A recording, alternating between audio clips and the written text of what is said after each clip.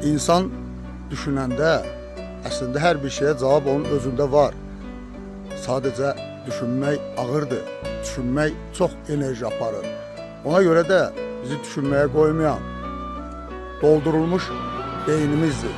Avtopilot rejimində işləyən beynimiz bizi bilirik, zənn etdirərək düşünməyə qoymur.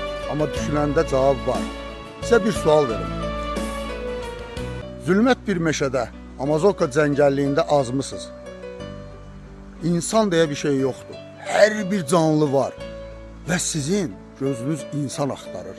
Sadəcə sizə bənzəyən, sizi bu zülmət meşədən çıxardacaq bir insan.